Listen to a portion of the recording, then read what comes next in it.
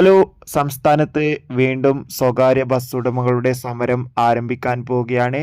നാളെ ഏതൊക്കെ വിദ്യാഭ്യാസ സ്ഥാപനങ്ങൾക്ക് അവധി ലഭിച്ചിട്ടുണ്ടോ, ആ ഒരു അപ്ഡേഷനാണ് ഇന്ന് നോക്കാൻ പോകുന്നത്. വീഡിയോയിലേക്ക് മുൻപ് വീഡിയോ ലൈക്ക് ചെയ്യുക, ചാനൽ സബ്സ്ക്രൈബ് ചെയ്യാൻ വേണ്ടി ശ്രമിക്കുക. സംസ്ഥാനത്ത് ഇന്ന് ചില ജില്ലകളിൽ ശക്തമായ മഴയായിരുന്നു ഉണ്ടായിരുന്നത്.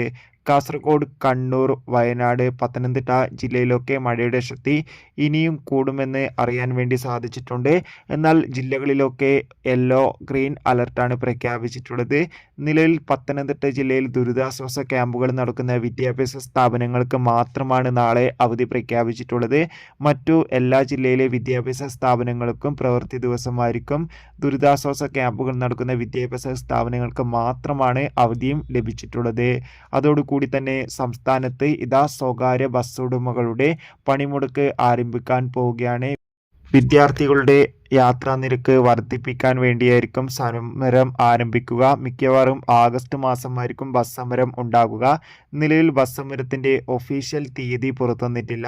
എന്തായാലും കൂടുതൽ അപ്ഡേഷൻ കിട്ടിയാൽ ആ അപ്ഡേഷൻ നമ്മുടെ ചാനൽ ഭാഗത്തിലൂടെ നിങ്ങളിലേക്ക് എത്തിക്കുന്നതായിരിക്കും. കൂടുതൽ അപ്ഡേഷനുമായി കാണുന്നവരെ എവർക്കും ബൈ ബൈ.